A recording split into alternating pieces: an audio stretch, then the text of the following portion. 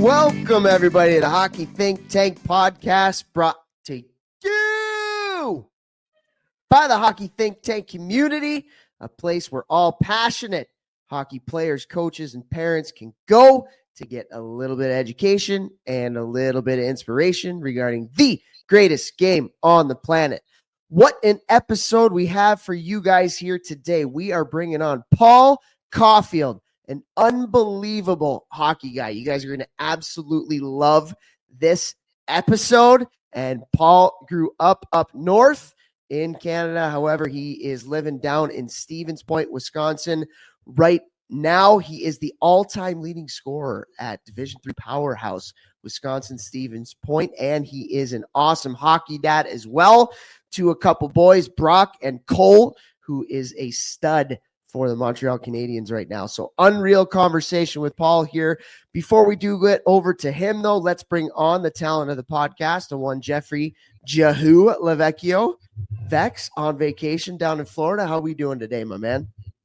It's sunny and beautiful here. I'm doing phenomenal. Thank you for asking. Spring's in the air up here too, brother. It's you know what? It's when the weather gets nice, you know what that means? Summertime? It's playoff time.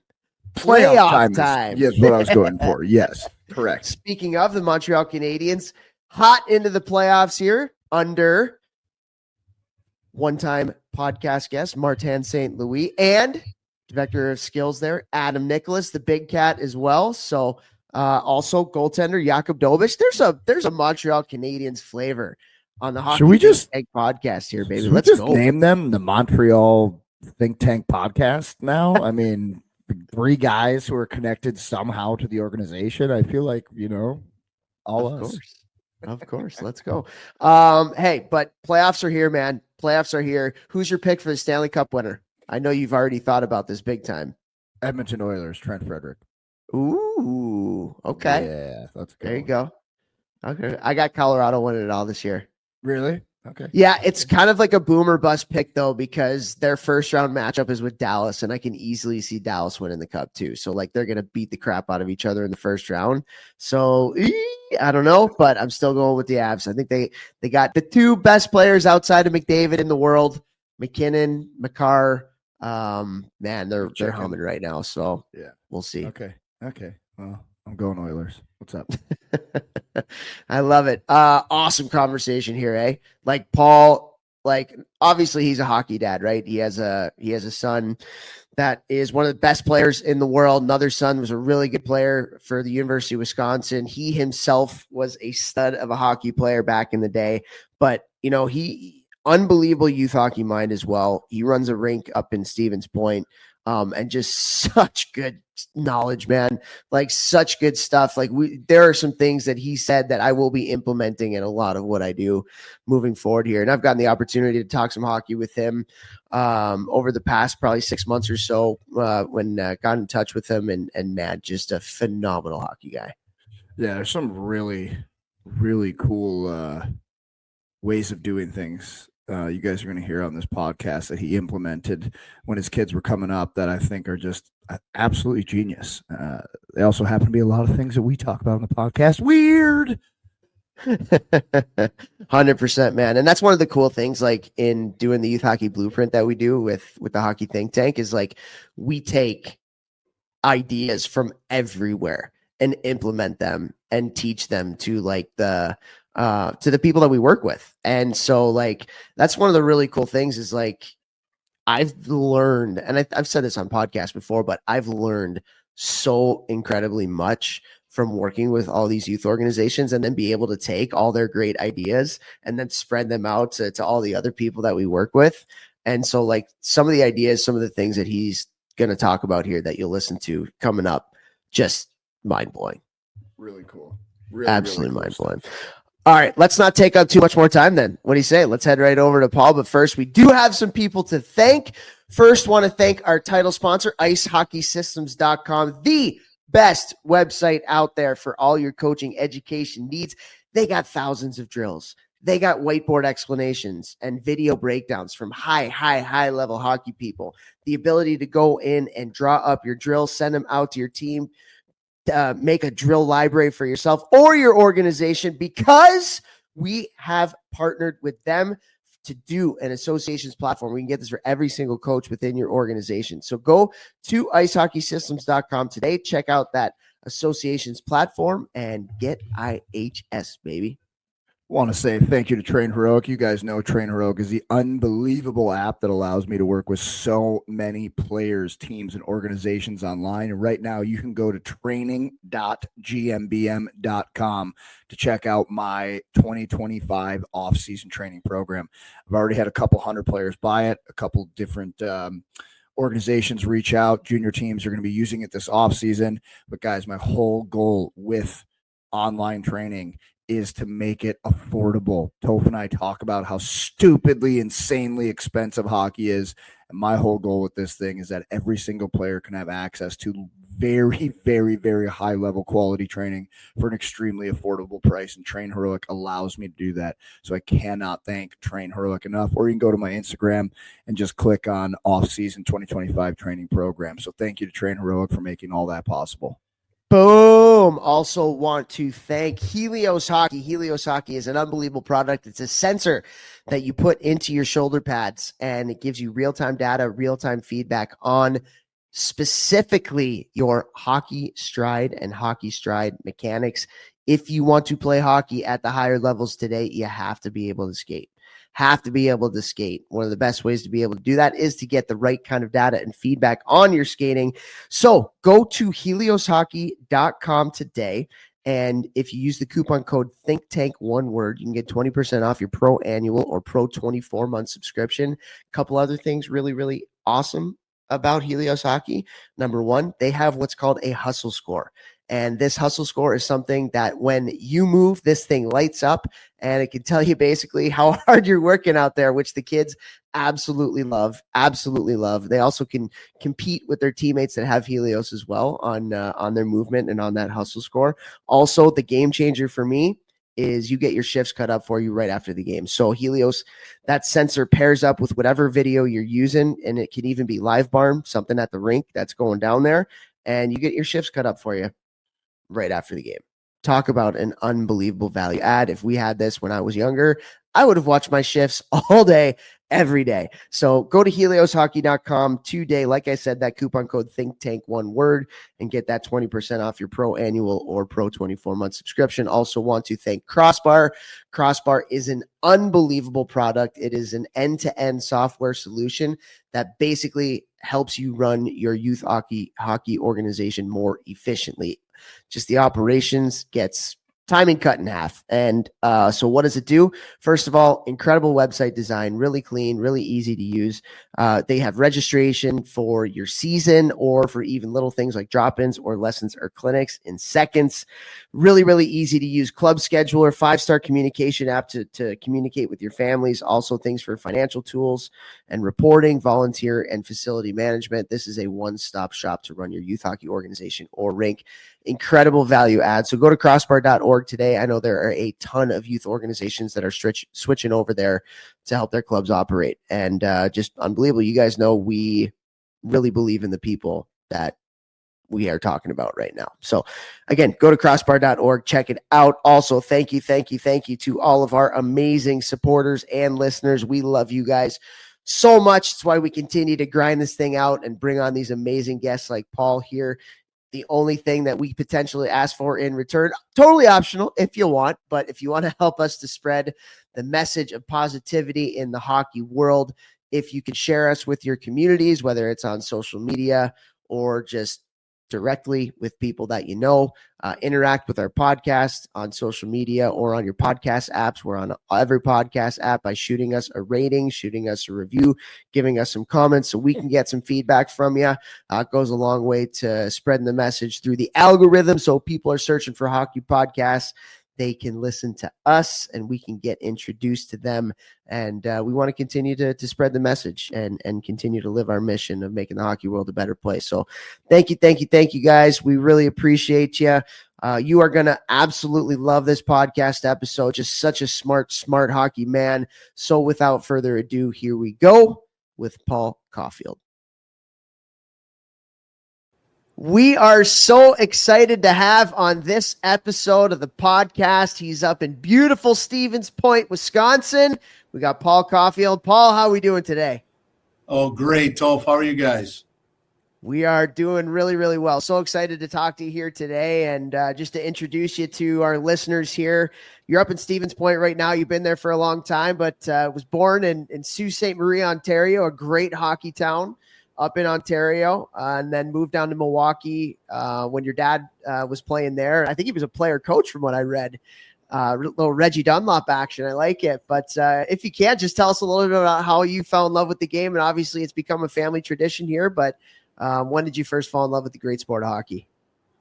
Well, with my family, it was kind of given. It was in the household, and my dad was playing hockey back in the old USHL. It was semi-pro, so he had to work on the side, but he was a player coach, and they won the USHL Cup, and I got a picture when I'm a little sitting in the cup, and all the guys took care of me, and I just loved the game, being around all those guys, and those guys really took care of me, and I just loved playing the game. My dad was my coach when I was younger too, and growing up in Milwaukee, it wasn't a hockey hotbed, but we knew each other well through hockey, and just it was a fun getaway for us. And moving from the Sioux, we fell in love with Milwaukee, and I stayed there most of my life through high school, and enjoyed every minute of it. So how old were you when your dad won and you're saying you're sitting in the cup there? Because our listeners know, but I've got like a 6.5-month-old baby right now. So I'm just picturing my little daughter inside of a cup and how happy that would make me.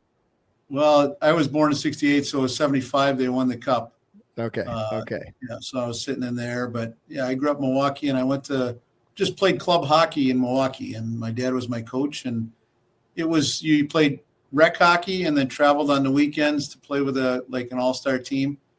And, didn't really know much about the next levels. And Scotty Owens called me from the Madison Capitals as a senior in high school, and went and played a couple of years there, and ended up going to college at Stevens Point and playing for Mark Mazzolini. So it all worked out, and, my path was set, and it was pretty enjoyable ride. It's amazing how small the hockey world is. Like, you just throw out Scotty Owens and Mark Mazzolini right there, who are two legends in the college coaching game, which is just hilarious. But you end up going to Stevens Point, and after you were done with your career, the all-time leading scorer at Stevens Point, not a big deal, but also won 3 national championships. From what I read, 3 national championships, and then runner-up in one of them. So all 4 years playing the national championship game. And for me, Paul, like, I study this stuff and love talking about culture and like just great teams and things like that. And to win 3 national championships in the 4 years that you were there, what would you say was kind of like, I don't want to say what was the reason why, but what was it about Stevens Point at the time and the culture, that Stevens Point's one of the most storied Division III programs in the history of the sport. But what was it about that program when you were there that allowed it to be so successful? Well, none of us even thought about Stevens Point or Division III. We all had to play Division I, right? So Mark Mazzolini, he was a great salesman, and he took all the guys that for one reason or another couldn't make Division I, and he recruited the older kids. So he was the first one that, kid that played 2 years in the USHL, he was taking a chance on them. And we had some kids like Ralph Barahona played in the NHL out of Stevens Point. We had a good tight knit of guys. And nowadays, like I said, we all get along. We still hang out and we still talk. And, we talk more about stories off the ice than we do on the ice. But we were a tight knit group. And I think that's one of the reasons why we won. And like our captain my freshman year was Tim Coughlin. Look at the career he's had. Wow. He's at St. Norbert, right? So everybody we had there was Mazzolini brought us all together, and he was the key component. That's really cool. I feel like you obviously can't do it while you're in it, but if you did some sort of like a study on how much players kind of keep in touch once they're done, I would say there's probably going to be a direct correlation between like how much they keep in touch 25 years later to how successful that team was, when they were playing. It's and Vex, you got the Frozen Four this week. You got a bunch of your buddies coming down from Western. Like, that's what it's all about at the end of the day, right? Yeah, it's so excited to see him all here, picking up meathead Matty Claxon. I know he listens to the show, so I'm sure we're gonna fight each other in the car today when I pick him up. But yeah, I mean, that was the first thing I'm thinking. It's so funny, when Tope's mic cut out here a minute ago, Mr. Caulfield's talking about hanging out with all the boys, going up to Montreal, guys that you used to go to school with, and then we come. I didn't know that he won 3 national championships because I was like, oh wow, still hanging out with his buddies from college. Like, that's sick, teammates. Oh yeah, okay, they won 3 national championships. That's why Toph and I always talk about. When you do something special, you're going to remember it forever. I mean, Toph, had a reunion. What was it, a year ago, 2 years ago, for your Bantam national championship team? Like, there's nothing cooler than that. Yeah, for sure. I mean, one of the things when I do my team building, particularly with the colleges, one of the questions I ask them is, in the room, I ask them, hey, if you've ever won a championship, raise your hand. And that could be junior hockey, maybe before in college hockey, youth hockey, whatever. And so typically in a college locker room, when I do it with colleges, half the room will raise their hands. And then the next question I ask them is, okay, for all of you that have your hands raised right now, keep your hand up if that was the closest team you've ever been on. Keep your hand up if that was the closest team you've ever been on. And very few, if any, players ever put their hands down. It's like I don't want to say it's not possible because nothing's impossible, but like, unless you are a tight group, you pretty much have no chance of winning a championship at the end of the day. You could be a successful team because you're talented, but if you don't have that love, that brotherhood, that togetherness, that ability to put the we in front of the me, like, you're not going to do special things in a season. I don't think. Paul, would you agree? Yeah, I mean, we're all at different points of our lives. When we left, I mean, we had started families, and then we kind of see each other a little bit. But now when our kids are gone out of the house, we reconnected like we haven't missed a beat, and it's not the hockey you talk about. It's the hanging out, the fun stories you have about each other. And, it's the ripping on each other. Everyone can take it, right? You can take the harassment. And I took a lot of it, believe me, because I didn't go near a board. I would just stood in the middle of the ice, right? So they all protected me. So I get that harassment all the time. But, hey, we were a group together and we won. And, we just have great memories together. That's really cool. Were you able to build kind of that family atmosphere with each other? But, as far as the Caulfield family is concerned, obviously family's big in hockey. How does that, like, your grandfather, your dad, maybe not your was your grandfather into hockey too, up in the Sioux, or like? Take Not me back at all. a little bit. He worked in the steel mill at Algoma Steel, and He told my dad, "You go down." My dad went with the Espositos down to the open rink, and they learned hockey. And he never even once saw them play. No kidding. He was just working. Yep. No kidding. But you talk about your dad and the success that he had in the game, the success that you had in the game, your 2 sons that played, and Cole's still playing. Like, what does family mean? Or what does hockey mean to your family? We're always really big on the importance of the building of life skills. And the best place to build life skills is at home, with your family. Right. And so can you talk to us a little bit about just like how maybe you used hockey, or maybe how your dad used hockey, to really teach the life skills side of things? Because you can't be a successful hockey player without building those. Hockey can obviously teach you some things that can help you be successful in life as well. Were there things that you learned from your dad that you're trying to impart on your boys? Just talk to us a little bit about, in the family household, how that all kind of went down for you guys. Sure. Well, a couple of things from my dad is he lived by a statement: once you're satisfied, it's time to quit. And he didn't get an education. He played up in Canada and didn't really get it. He wanted us to have an education.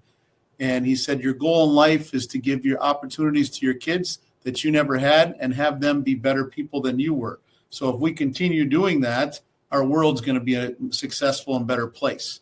So my wife's a teacher, and it was around our household, hey, you're doing your homework before you get to do the other things. And, that's going to be around longer than the hockey. We always thought that, we didn't even know where they were going to be in hockey, but it was always, we're going to this hockey tournament. Oh, we're going as a group. We're going together. Our teammates were important to us. We didn't use the hockey trips as a social hour. That wasn't us. It was more about the kids to us, to make sure the kids are having a good experience and they grow as people. And both our kids were fortunate enough to get education out of it. And, that was my wife's side, as she was big on education. She's a teacher for 30 years, and we kind of fed off each other a little bit. So our family's tight because of it. Her dad is in the Football Hall of Fame in Wisconsin. So she was around sports and athletes the whole time. So my kids played football up until 6th grade, and he coached them, and that was a great experience too. So their family was tight with our family, and it all worked out together. That's amazing. That's amazing. And I think one of the things that you said, once you're satisfied, it's time to quit. So in doing my kind of prep for our talk today, I read an article about Cole at the NTDP. And in the article, it literally says the one thing that this is paraphrasing, but like the one thing that my dad always said to us was, once you're satisfied, it's time to quit. So just like really cool to hear you say that, like that was something that was really important to your dad. And then that was a statement that your son said had a really big impact on them. Like that is so unbelievably cool at the end of the day. And as a new dad, I try to impart a lot of things on my kids that my mom and dad did on us. Vex had great parents as well. Like, how does that feel to kind of hear Cole say that as something that had a big impact on them, knowing that it had the impact that it had on you from yours? Yeah, it's super special. There's nothing wrong with quitting. You're satisfied, right? So if you're satisfied in life with whatever you're doing, okay, good. Let's move on to the next thing.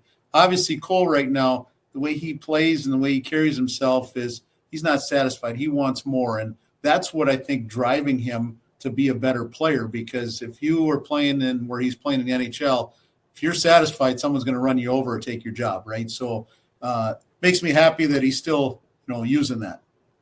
Yeah. Or go ahead, Vex. Yeah. There are ways that when he was young, you instilled those type of lessons and how important that is. Always, we have so many parents that listen to our podcast, and just like anytime I hear things like this, because that type of lesson is going to translate to whatever you do in life. I don't care what we're taught, school, business, sports, relationships, things like that. Were there different ways that you were, kind of nudging that kind of mindset on? There's only a certain point where they stop kind of listening to your parents. The same thing. He had an older brother that was really, he wanted to be like him. So that was crucial. They're 22 months apart. And he was always wanting to be with his brother, wanting to be, like him. And his brother was more of a direct, like, hey, let's do it this way. And he was more of the, okay, let's have some fun. Let's do this. And, they kind of fed off each other. And they're just like normal brothers. They're arguing and all of a sudden they're best friends. So a lot of it was him. Like I'd come to work at the rink, and they'd go out in the ice, dirty ice, and they'd go out there and skate. I wouldn't be out there with them. They'd be doing their own drills by themselves. And they want to invite some friends, and all of a sudden they said, I don't want to invite friends. They're screwing around. We want to do what we want to do. So they'd be out there for an hour, hour and a half. I wouldn't even know what they're doing out there, and they wouldn't need me. So that's where I liked, them feeding off each other and being competitive. And at the end of the day, hey, you're too competitive, which I like, because you need that competitive drive in you if you want to be successful in anything. Let me ask you this here, because this is something that a lot of parents or coaches will say to me, and I think I have a different take on it. You said he's too competitive. I love that. What did that mean? When he's younger, what did that look like? It was, you had to separate them. Like Brock my older one was very competitive, and you had to calm them down a little bit. And I like that, right? Because you like them getting in a little argument and, be in the backyard playing baseball, and they'd get mad at each other a little bit. And you just like to more calm them down than pushing them. And I think the competitive spirits, we take that out in kids too early. You got to let them do that. It's okay to, get in arguments or, little shoving matches here and there and wrestling on the ground. And, they get in a fight over some toy or something like that. It was good. So I was glad they had each other like that. It was a good thing to do, because once someone did something, the other one wanted to beat them at it. And I just like that. So like we'd play miniature golf. My wife would get mad at me because I'd always want to beat them, and they'd get mad. And I said, there'll be a time when they're going to beat me, so I'm not letting them beat me. So we'd play horse in the backyard or something like that, and I'd always beat him, my wife would be like, no, don't let them win. I said, not letting them win. Because there's going to be a day like right now, he kicks my butt in golf. I don't like that now, but I used to do. Yeah. So, yeah. That's awesome. Because I'll have like a lot of coaches talk to me or parents talking about, so their younger son like slammed their stick when they came back to the bench. I'm like, yes, we don't want them to break their stick, but I love that he's pissed off. That shows me he cares. That shows me he's competitive. And the same thing, I run a pretty big training business, and some of these academies will train younger players, and they're in line and like pushing and shoving and stuff like that. Not to where it's like too much, but I love that. I want kids to wrestle each other every now and then. I want them to get into it with each other. I even, I can't let this happen if it's not at one of my gyms, but even if they get in a fight, I'm like, okay, because then I'll teach them how to make up and shake hands like a man and separate it when it needs to be separated. But like, I love that stuff. And you're right. Like, school takes that out of kids. Get in a line. Don't step out of the line. You can't go to the bathroom unless you ask. Like, what? Like, I want kids to get a little bit more, into their animal brains here, a little bit more competitive. And I think we need to foster more of that and less of, kind of the wussification of our country. My own opinion. Tell us how you really feel, Vex. Paul, I want to go back to something that you talked about, and you run a rink there up in Stevens Point, and you said the kids had access to it. One of the things that we talk about a lot, and even you and I have had conversations about this before, you mentioned how a lot of times it was the two boys on the ice just themselves. You're like, I'm not going out there. And that is something very much missing in youth hockey today. The kids are a lot of times way too overcoached. There's not a lot of unstructured play going on. And that's where you learn a lot of hockey stuff, is just trying things and figuring out and playing. You play hockey, you don't work hockey.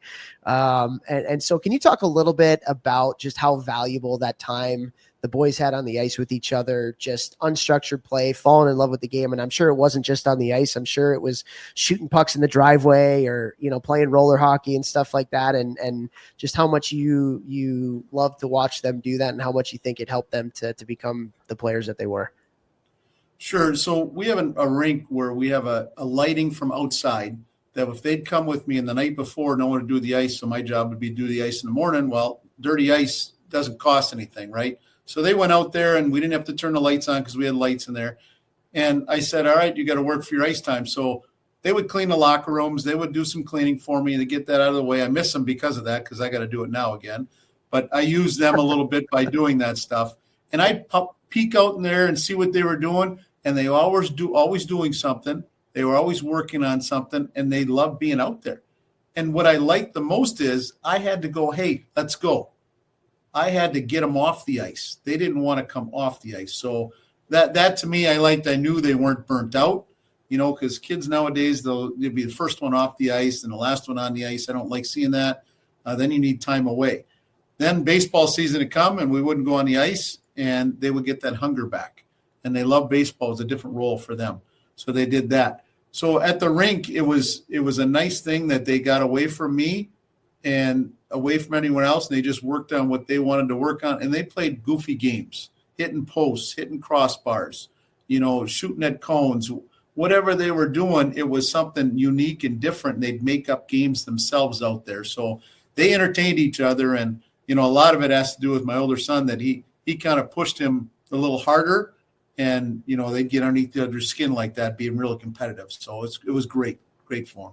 Heard a little baseball in there, too. You guys know, listen, you know what I'm going to go after here. We are. I was going to say, you just teed Vex up. Here we go. Thank you, Jess. Give me it. We are massive proponents for playing multiple sports. And, obviously, you guys all watch the son Cole play in the NHL and how well he moves. 100% part of that is because he played multiple sports growing up. No doubt in my mind. You have more tools in your toolbox from a movement and a quick thought standpoint, and being able to use different skill sets as a human being when you play multiple sports. Like, please, guys, one of the best players in the NHL. Again, another one of them here saying that their son played multiple sports growing up. They weren't 12 months hockey 7 days a week. Like, you can get off the ice and your kids can still be getting better at hockey. Did your sons play any other sports other than baseball, or was it just baseball and hockey? So baseball, I use baseball for a couple different things. I'm more of a baseball fan than I'm a hockey fan. I like watching baseball, and it's weird because baseball's slow, but it happens quick. So the focus you need is you're standing there playing third base and the ball might not come to you for an inning, 2 innings. But then you have to be ready to make that split-second play. You have to do that. A lot of my kids were pitchers, catchers, shortstops. They were in the action quite a bit, but they were different roles. It wasn't like, if they didn't do their role, they weren't going to win the game. They weren't the best player out there, but they played all the way up through Legion Ball. So Legion Ball for them was fun. A few years later, when they said, I miss baseball, because they had to quit, maybe a year too early when they couldn't finish it out in high school because they had other things going. But then they played football. The reason they played football is their other grandpa was in the Football Hall of Fame, and he coached high school football for 25 years. He loved the game of football. We'd argue about football and hockey because hockey is organized chaos. He didn't understand that.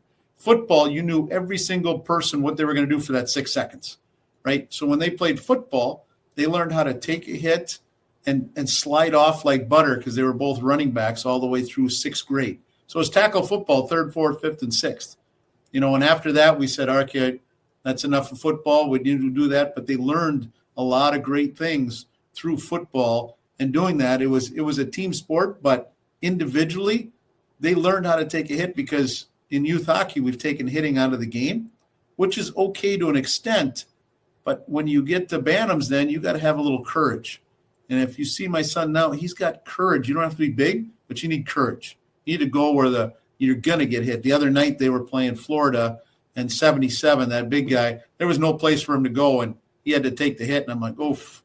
But, he's taken hits before he understands how to at least brace himself a little bit on the hit. So those sports were kind of the most. Golf was too time consuming, and now all of a sudden Cole's a golfer now because he's got 2 things he need time and money to golf. So he's starting to be a better golfer. Yeah. Absolutely love that. And, it's right there. You can hear, this sport because of this sport because of this. Like, guys, expose your kids to more sports when they're younger. All right. Like anything that they can, any challenge, ninja warrior, jujitsu, wrestling, all of these different sports are going to do different things. They're going to help them later in life to be a healthy human being. Also find, what the outlets that they like physically doing so that they're healthy. But from a hockey standpoint, all of these sports will make them better at hockey. I literally guarantee it. There you go, Vex. I love it. Well, Paul, another thing I wanted to talk about, just as far as like the boys and their journey to kind of where they got to. And, obviously everybody knows Cole, but Brock was a really good hockey player in his day as well. Played at the University of Wisconsin. I remember coaching against him when I was at Michigan. Really good player there too. But one of the things, and we've had conversations about this, there's not one right way, not one right path to get to high level hockey, whatever high level hockey means to you. And your boys, both of them played high school hockey in Wisconsin, there in Stevens Point, and then played for Team Wisconsin. We live in a day and age right now where literally I will have 8-year-old parents emailing me saying, if my kid doesn't play AAA right now, I feel like I'm letting them down and their hockey career's over. But they're like, I don't want to pay $8,000, to play AAA when they're 8 and stuff like that. So can you maybe talk a little bit about, because you obviously have your boys, but you're also a very knowledgeable hockey guy and work with WAHA at Wisconsin Amateur Hockey Association and see a lot of different things. Not everybody has the same path. Everybody's got a different journey. Can you talk a little bit about what that means to you, what you're seeing in today's game, and how you've kind of learned and formed your opinions on just kind of the youth hockey scene today as it relates to that? Sure. Well, to me, burnout is a big factor in our game nowadays, but the only one that really knows burnout is the parents, and the parents have to be understanding you're only going to get better if your kid wants to be there. So we play the whole winter months, say in Stevens Point. You play with the same kids, have the same coaching. And if your kid wants to, we have a little spring session that you played a couple tournaments, you practice a little bit with some other kids. And I said, this isn't tier 1. This isn't AAA. This is about a kid who walks in the hall, wants a little bit more, and can learn from different kids. And if your kid isn't walking down the hall ready for practice, he shouldn't be here. So that's what we're kind of installing in these kids is when I was coaching my kids growing up, I wanted the parents all to come to practice. And they looked at me like, what? I said, I'd rather you be at practice than at the games. Because if you just come to the games, the kid nowadays thinks, oh, the games are more important than the practice. If parents come and watch practice, they're all of a sudden the kids get excited. Hey, mom and dad think it's important. And I know they have other things going on, but my parents, when I coached my boys, they always come to practice. And I said, you learn the most. That's why when I go to watch my kids play, I like watching warm-up because everyone's touching the puck, everyone's moving. You get to see them on the ice a lot more.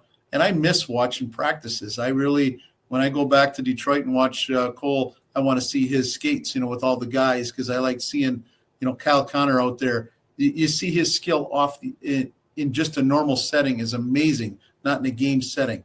So what we want to install in these kids is, hey, I love to practice. And that's our job as a coach. If they love to practice, they're going to get better in the games, regardless of what concept, what system they want. They love to be here. So in our sport, we really have to, it's got to be fun, but also the burnout factor. If you're dragging them to the rink, I don't like that, and that's kind of what we're having in our Wisconsin right now is we have too much hockey. So you have your winter season, you have a spring season. Then in the summer, these people are forming teams and playing. Now we have a fall league. Now you come back to your winter. There's just too much. And maybe one or two kids can handle that, but the other ones, it's FOMO. It's fear of missing out. If I don't do it, somebody else isn't doing it, right? My kids, they played baseball. They took a little time off. They played football a little time. And what I thought it created a hunger in them. Like next time they wanted to come to the rink, they were excited to be there. And that excitement factor is what we need in our sport now because there's way too many opportunities. When I grew up, the season was over. You had to do other things because there just wasn't the opportunities. Now there's so many opportunities parents think they're going to miss and it's going to hurt them. And no, big example out of Stevens Point is Joe Pavelski. As soon as the season was over, hunting, fishing, golfing until the season started. Never stepped foot on the ice. I think he turned out okay, right? Those things, are installed. Yeah, a little bit too okay. He ended my junior hockey career in Waterloo, beating us in the playoffs when I was in Chicago, and then he ended my national championship freaking hopes with Wisconsin against Cornell. Freaking Pavelski. You're so right. And Vex, you remember this was like year 1 of our podcast. We brought on a guy named Reed Lowe. Reed had kids coming up. He was a tough guy playing for the Blues. Vex knows him pretty well. And one of the things that he said to us really resonated and we still use today. And that's kids don't miss the game anymore. Like you have to miss the game. You got to learn to miss the game, where August, September comes around and you're excited to come back to the rink instead of it's just another day because I've been doing this for 12 months in the year. And I think there's so much value to that. And you're right. Like burnout. I don't know if people understand how big of an issue burnout is becoming in our sport. And honestly, not just our sport. Like when you talk to people in other sports, because other sports are doing the same thing, like my freaking, you talk about baseball. My sister's got a 9-year-old and he was having, travel baseball practices in January when there's snow on the ground inside. And it's like, oh my God, this is kind of crazy. But yeah, I think about even myself and I would put my passion for the game up against anybody else in the world. And I couldn't do that when I was younger. There's no way. I had to play baseball. I had to do other things. I had to get away from it. And kids aren't really allowed to do that. And also the parents feel like if they don't provide those opportunities for their kids, they're going to get left behind. And it's such a short-term view of it that it is actually hurting them in the long term. If you take a long-term LTAD, view of it, it's going to help them because the player that is getting all those reps in the summer at 12, 13, 14, yeah, they're probably going to be better than your kid in August and September. But come December and January when they catch up, and then 3 years later down the road when they absolutely love the game and the other kid doesn't like it that much anymore, Like which kid would you rather have? The one that's burnt out and doesn't want to do it, but hey, he was good in the first 2 months of the season because he did all the summer stuff, or the kid that's still in love with the game. I see it all the time. Yeah, and when people talk about burnout, the mind burnout too. The mind can burn out. Like you get all the way to, you want to be the best 17, 18-year-old because junior hockey, you get to, it's a grind. Every day you go to the rink, that's all you're thinking about 24/7, and your mind is just like, that's all it thinks about. You better love the game by then. But if we push it out of them by then, they're not going to have that grind capacity of, I got to play 2-3 years of junior hockey. And it's hard on kids nowadays to do that stuff, to get where they're going. I would even say, Tope, too, like, talking about burnout, I'm seeing parents burnt out. Yeah. Like, I don't remember when I was younger, parents feeling the same pressure and stress. And obviously there's a lot of things that are different from when you and I were coming up. But, like, I just see parents, like, starting to, like, hate the game and hate being at the rink and all these things. But part of that is because you're at the rink all the time. If you stop coming to the rink for some of the year, you will like the game more. You'll enjoy being at the rink more. The parents on the team will be happy to see each other because you haven't seen them 5 days a week, every week, year round since your kid was playing AAA at 2. All right, like get away from the game a little bit. And like both of these guys said, like we always say in our podcast, missing the game is something you want. You want them to want to be back at the rink because they're going to work harder. They're going to have more fun. They're going to get more out of it. 100%. Well, Paul, let's transition a little bit. I want to talk a little coaching with you. You're a coach at the college level, coaching youth hockey for a long time and still involved in the game and coaching. We get the opportunity to get in front of a lot of youth hockey coaches, and we know a lot of youth hockey coaches listen to the podcast here. In your estimation, with the way that the game is going, what are a couple tips that you think are really important for youth coaches today in helping to develop players that that do have a fire and do have a passion for the game? The game is always changing. There's always little nuances and things that we can do better, things that we can do differently. What are some of the things that maybe you did, or some of the things that you're seeing with other coaches in Wisconsin, knowing so many of them and having an effect on so many of them that are doing really good things for kids that they're coaching today? Yeah, there's no right or wrong answer here, but the things that I did when I first started this job, I looked at, we have access to our rink. And right before the season, how do you prepare your kids for the season? And what I started was a 3-on-3 league inside of our own league. So nobody outside of Stevens Point could be in it. We had access to ice. So twice a week, we played a 3-on-3 league. But what I did was all the squirts, or all the 10 U's, we'd have 2 A's, 2 B's, and 2 C's on every team. And that was your six-person team, and you play against the other teams. And at first, my kids are like, why do I have to play with these kids? Well, what I think it develops is time and space. You have a kid who's now a lot of your capabilities, so now you have more time and space to think the game. The C kid then's got to hurry up and try and keep up, so he's getting better. And then you had to play against other teams that had A, B's, and C's on it. So it created more time and space for the A players, but then the C players had to catch up, and the B players were kind of fitting in, like they have to do a little bit of both. And it grew our program that we ended up winning A, B, and C state tournaments growing up with the kids. And it was cool. A thing where most kids want to all play with the best kids. Well, this was a point where if you play with the best kids all the time and space is limited. Okay. So now you have to maybe slow down to let that C player get to that certain area. And I really think that created a little hockey IQ for our higher end kids in our program. And then we had a coach that he was an engineer, wasn't a coach, but he learned the game and he loved the coach. He would put the guys on a bench and go, next 5, you guys go. Wouldn't tell them what position they're playing. As soon as some guy comes off, next day I would come on. And they had to think about it. The parents are going crazy to see this, going, my kid doesn't know what he's doing. But they had to learn, they had to go out there and communicate with each other to find the right spot. Was he worried about winning games? No, he wasn't worried about winning games. He was worried about, and he didn't do this all the time, but a time where, all right, next person, you got to go play that position at 10 and 12. And I think 10 and 12 is where we got to learn more concepts about the game and more ways that they can understand their mind, because once you get to 14, the game is going so fast, you don't have time to create that hockey IQ. You're creating at 10 and 12, and there's more time and space. And if you always want to rush to the next level, you have to be the best kid in your team in order to gain the hockey IQ, because you're slowing the game down. Where a second, third liner, they're trying to keep up, and they're not gaining that hockey IQ. They're just slapping pucks around. So that 3-on-3 league was really beneficial, I think, to my kids and the whole program in a whole.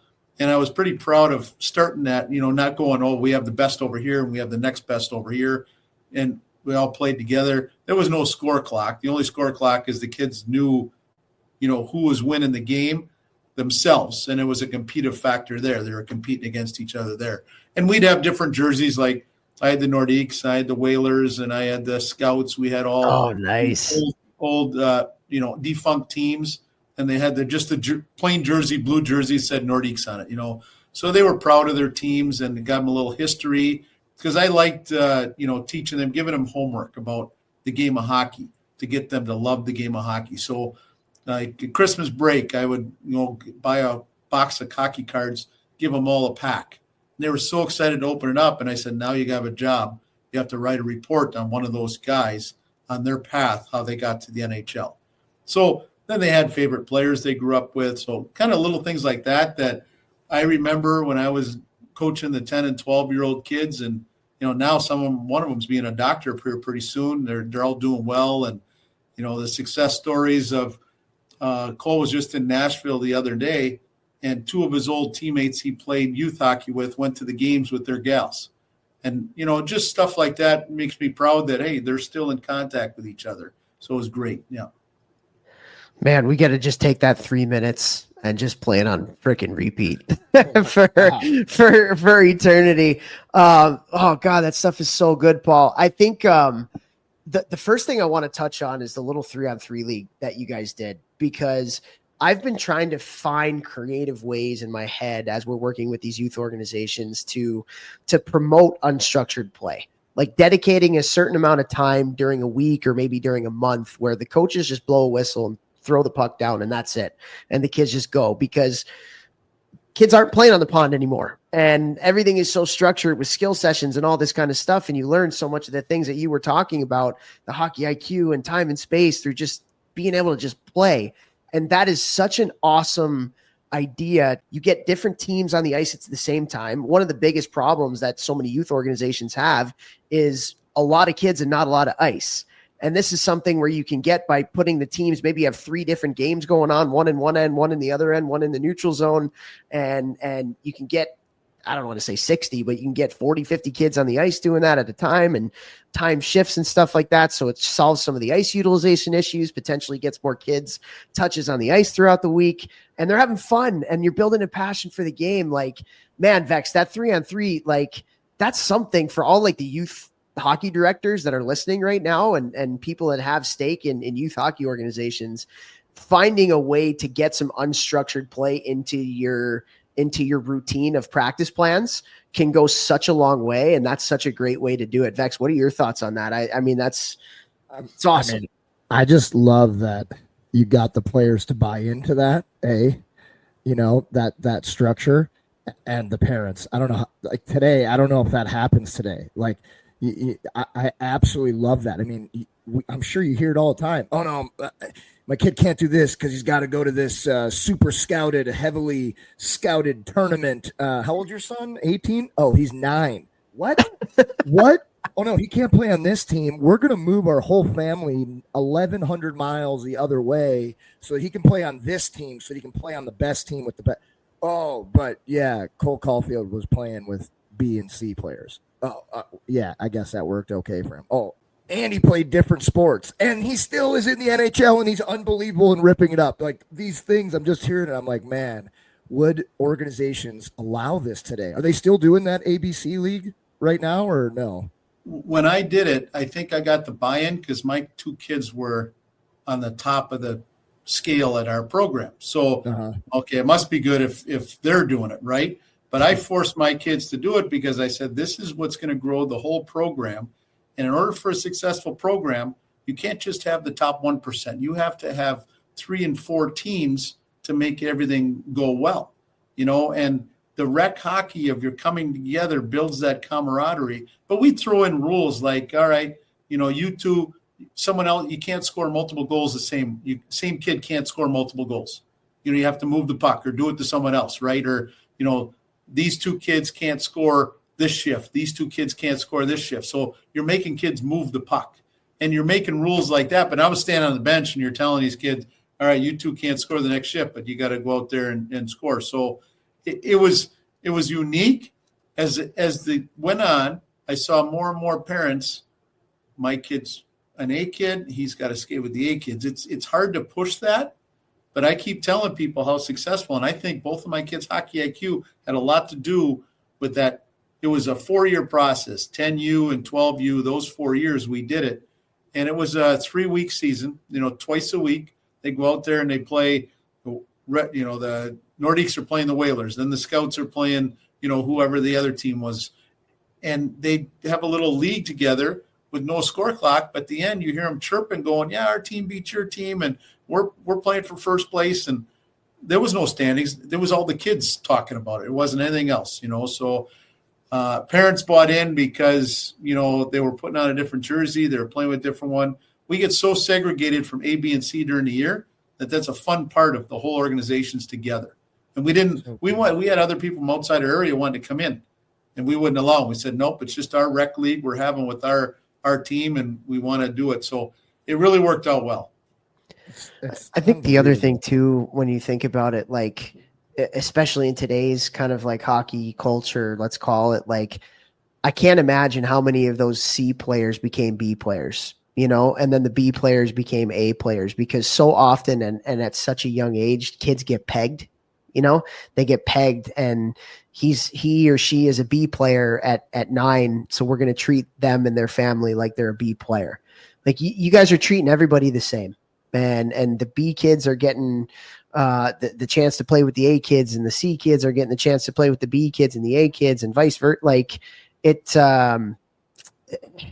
so often, like, we miss out on late bloomers, and so often we miss out on kids that have natural ability to be able to be a player at a higher kind of level down the road because we peg them. And I love that for that aspect too. We come to be a status program now. Like, hockey's like a status. Like, I want to be on the A team, or I want, so do you want to be the worst A or the best B at 10U and 12U? You have to really think about that. So there's another thing that I did was, if you're coaching the A team, you're not evaluating it, but the next 5 kids, the last 2 picks for the A team, here's a group of 5 in alphabetical. You pick the 2 you want. And sometimes you want to pick the kid who is a hardworking kid, can handle being the worst kid on an A team, rather than the skilled kid who maybe would develop better on that B team.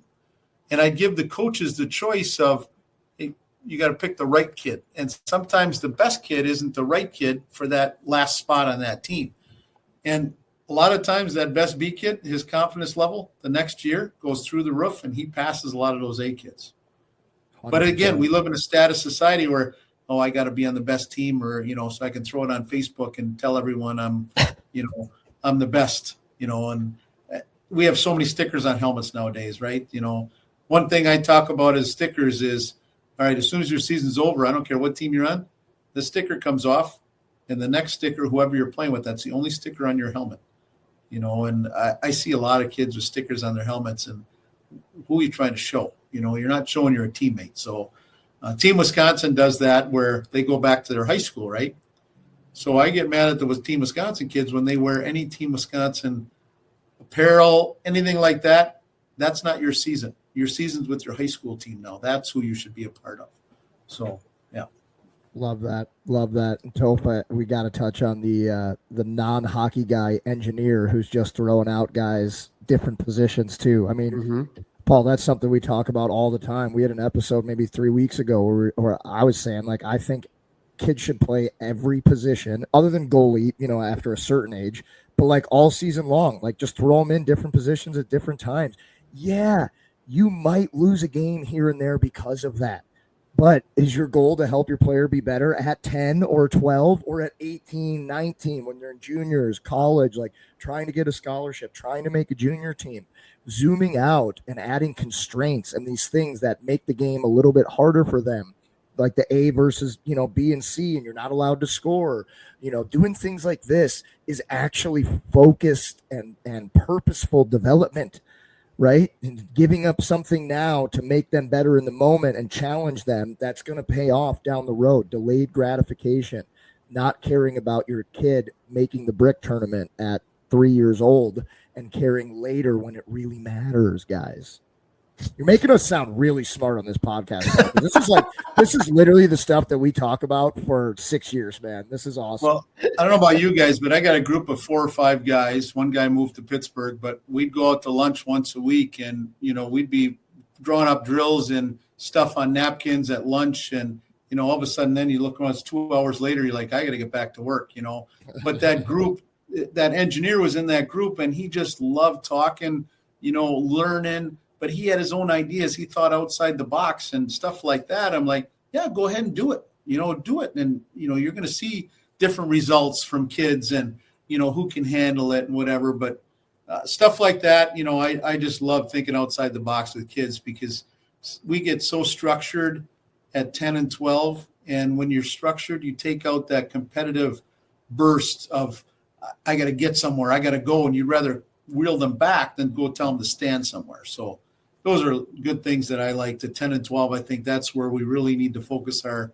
hockey on.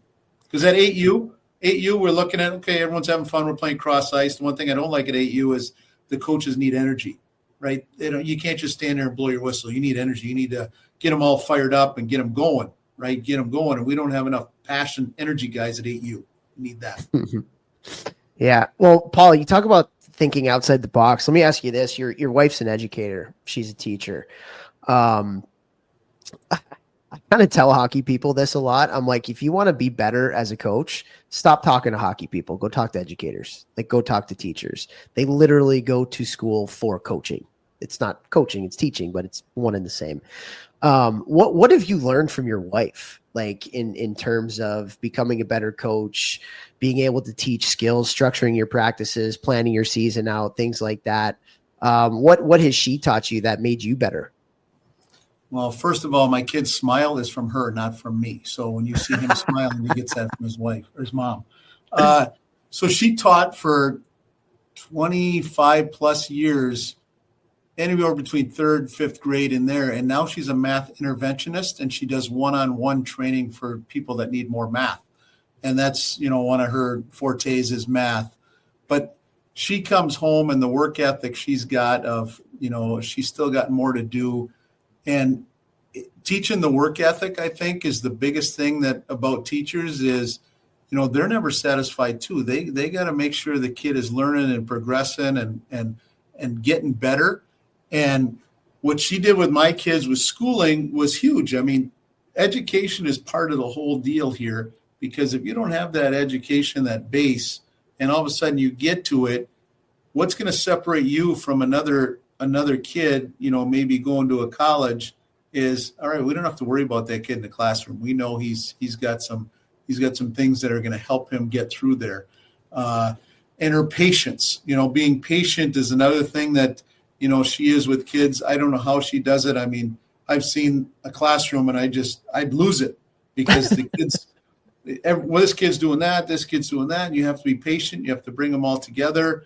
And, teachers don't get enough credit for that, but, you're handling it. It's just like you have a classroom of A kids and C kids. You got to bring them all together. You got to be working all their different angles to see them. And, it is amazing teaching kids every kid's different, teaching them what their deficiencies are and working on their deficiencies. And that's another thing you can teach hockey players is everybody's got different deficiencies, whether it's your skating, your stick handling, your shooting, your vision. You have to help them translate all the qualities because you need them all when you're growing up, and skating's the number one. I mean, if you're a kid who can't skate, it's hard at the next levels, and you just need the edge work and focus on that. But the little details of the game, I think, teachers they focus on the details of schooling, and I think that helps too. Love that. Love that. Well, I got one more question for you here, Paul. We are big believers in teaching passion for the game. And if your kid has a dream of doing whatever, it doesn't even have to be playing high level hockey. If they have a dream of doing anything great in their lives, the number one thing they probably need is a passion for it. They got to love to do it. You know, your dad played, developed a passion in you. You played, developed a passion in your kids for the sport. What do you think we can do as coaches, and what do you think that parents can do to really help to instill that kind of love for the game of hockey, where they are smiling, as you said, when they get to the rink, they're rink rats. You know, I look at the kids that I've coached and played with that have gone on to do really great things. One of the things you say about them is they're rink rats. They just love to be at the rink. How do you think you can foster an environment and develop and instill some of that passion in the kids that are coming up today? You know, we talk about either a drill or a concept or something on the ice, and every day you get a different kid that going, all right, you are in charge of the smaller A game today. You know, you put the kids in charge and they get excited about it, and they're hungry about it more, like, oh, it's my day. I get to do it. You get excited. And then the next day they're thinking, oh, Charlie's got this day, wonder what he's going to come up with. To get them, motivated to come to practice is a big thing nowadays, and keeping it different, not stale, but we have to change things up a little bit. So invite your kids to go, hey, what do you want to do in practice today? What do you want to do the next time? And have them take some leadership on what it's doing instead of the coach going, all right, this is what we're doing. I want to know what the kids want a little bit more. And then it's a little give and take and get that passion. And the other passion I think that kids need to do is they're on their phones and they see highlights all the time. Well, everyone in their area, like we have the college team right here in Stevens Point. I always tell them, hey, go watch a live game, sit there in the front row, field the game. And I want you to do a report on this kid. He's a defenseman. You want to be a defenseman? Tell me what he does right and wrong. You'd be amazed at what those kids, they can always critique a player, right? Oh, he wasn't doing this right. So that helps them bring that back. And you say, well, you told him he wasn't, so what do you need to work on? Even going to watch a high school game. If they're a squirt, going to watch a peewee game, going to watch that next level up there, and then tell them, hey, what did you learn from that game? What do you like? What do you think you need to work on? And have them look ahead a little bit and watch live hockey instead of on a TV or on a video game or something like that. And see it. I think seeing it live, like I was just saying 2 weeks ago, Wide's got his tickets in the front row. I've never sat in the front row. St. Louis is playing Montreal. And I'm sitting at the front row. I'm sitting with his dad and Grant Frederick, Trent's brother, and Alex Weidman. So we're all sitting in the front row. So no fun was had. Zero fun was had with that group. No, we had some fun. But sitting there, yeah. I was afraid for my kid's life because of the speed and the physicality sitting on the glass all that close. You're close to there. My kid's not a big kid, but I'm like, I had a lot more respect for the game when you sit right next to the glass and see how big and how fast the game is. Because when you sit up top, yeah, you can feel it, but right there, my goodness. And seeing a kid like, Holloway, who played at Wisconsin, he's starting to come into his own. I could see his face and how confident he was on the ice. And I think all he needed was a little confidence. His confidence, all of a sudden, wow, he's really come into his own. A kid like that who played with my kids in college, I knew he was a good player, but lost track of him a little bit. I saw that game, just watching his face, his expressions. Just like he said, give me the puck. Without even saying it, you could see that. And that was great to see that passion of, hey, I'm right there in the glass. Wow, this is a different game right here.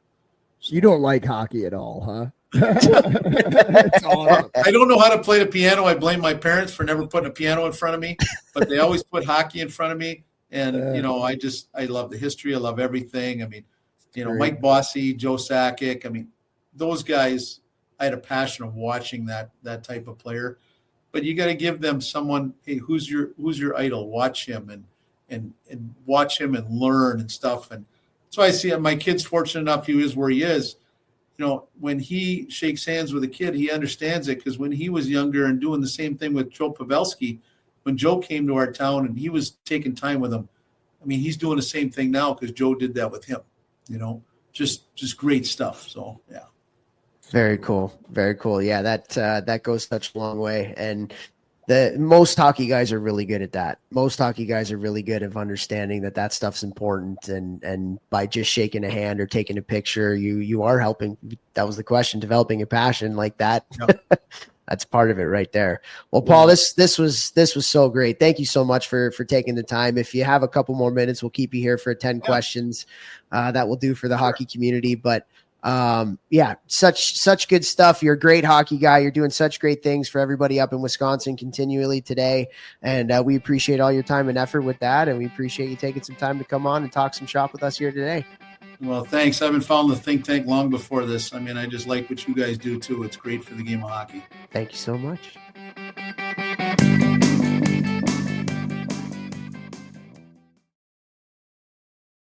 The NBA 82-game grind is done, and now the real fun begins. The NBA playoffs are here, and it's time for all the high-stakes drama, clutch moments, and draw-dropping plays. I can't wait. If you're looking to make the playoffs even more exciting, DraftKings Sportsbook has you covered as an official sports betting partner of the NBA. Try placing a bet on your favorite player's performance. Will they drop 30 points, 40, maybe even more? It's your call. Here's something special for first-timers. New DraftKings customers bet $5 to get $200 in bonus bets instantly. Make it a playoff run to remember with DraftKings. Download the DraftKings Sportsbook app and use code THPN. That's code THPN for new customers to get $200 in bonus bets when you bet just $5. Only on DraftKings. The crown is yours. Gambling problem? Call 1-800-GAMBLER. In New York, call 877-8-HOPE-NY or text HOPE-NY 467-369. In Connecticut, help is available for problem gambling. Call 888-789-7777 or visit ccpg.org. Please play responsibly. On behalf of Boot Hill Casino and Resort in Kansas, 21 plus age and eligibility varies by jurisdiction. Void in Ontario. New customers only, and bonus bets expire 168 hours issuance. For additional terms and responsible gaming resources, see dkng.co/audio.